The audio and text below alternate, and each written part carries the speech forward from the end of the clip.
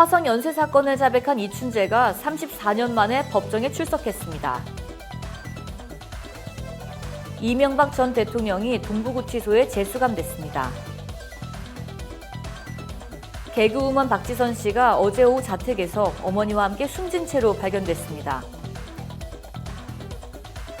여당과 정부가 공시가격 6억 원 이하의 주택만 재산세를 감면해주기로 했습니다.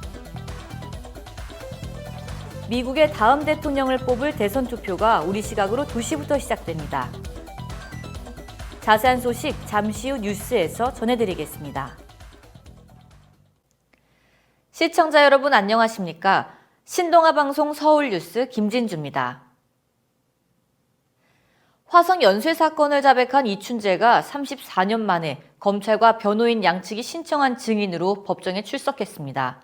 이춘재 8차 사건은 1988년 9월 16일 경기도 화성군에서 박 모양이 성폭행 피해를 본 뒤 살해당한 사건으로 범인으로 몰려 20년간 복역했던 윤석열 씨가 청구한 재심의 증인으로 법정에 섰습니다. 이춘재는 피해자들에게 미안하다며 특히 누명을 쓰고 수영 생활을 한 윤석열 씨에게 사죄한다고 밝혔습니다. 이춘재는 경찰이 지난해 부산교도소로 찾아왔을 때 올 것이 왔구나라는 생각이 들었다고 말했습니다. 현재 그가 저지른 14건의 연쇄살인은 모두 공소시효가 지나 처벌이 불가능합니다. 자동차 부품업체 다스의 자금 횡령과 삼성에서 거액의 뇌물을 받은 혐의로 징역 17년이 확정된 이명박 전 대통령이 서울 동부구치소에 재수감됐습니다.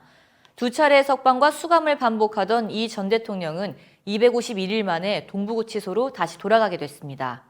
앞서 이 씨는 자신을 구속할 수는 있어도 진실을 가둘 수 없다는 입장을 밝힌 바 있습니다.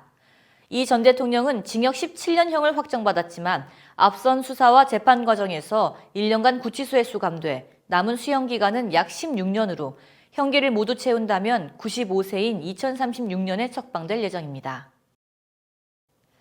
개그우먼 박지선 씨가 어제 오후 자택에서 어머니와 함께 숨진 채 발견됐습니다. 서울 마포경찰서는 3일 박 씨 사망 사건과 관련해 외부 침입 흔적이 없고 유서성 메모가 발견된 점으로 보아 범죄 혐의점은 없는 것으로 보인다며 부검은 하지 않기로 했다고 전했습니다.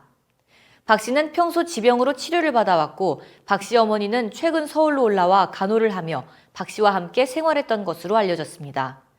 현장에서는 박 씨의 어머니가 작성한 것으로 보이는 유서가 발견됐지만 모친 작성 추정 유서에 대해 경찰은 내용을 공개할 수 없다고 밝혔고 경찰 관계자는 향후 통신 수사 등을 통해 사망 경위를 조사할 예정이라고 말했습니다. 여당과 정부가 공시가격 6억 원 이하 주택만 재산세를 감면해주기로 했다고 밝혔습니다.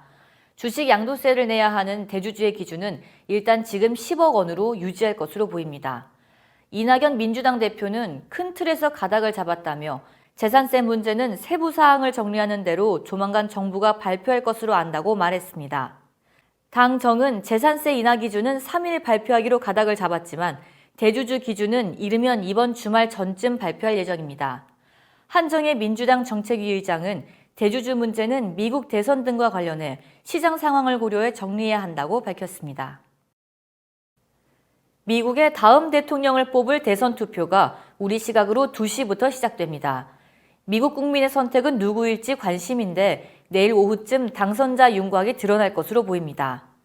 미국의 대선 결과는 한반도 정세에도 직접적으로 중대한 영향을 끼칠 전망으로 도널드 트럼프 대통령이 연입에 성공하면 한미동맹과 관련해 미국 이익을 우선하는 입장이 강화되고 방위비 압박도 거세질 것으로 보입니다. 한편 조 바이든 민주당 대선 후보가 당선되면 한미동맹을 강화하고 북한과의 관계에선 원칙에 입각한 외교와 실무 협상을 토대로 비핵화 노력을 다져나갈 것으로 여겨집니다. 뉴욕타임즈에 의하면 사전투표를 한 유권자가 이미 1억 명에 육박한다고 전했습니다. 이번 대선 투표율은 사상 최대가 될 것이라는 전망입니다. 이상으로 뉴스를 마치겠습니다. 시청해주신 여러분 고맙습니다.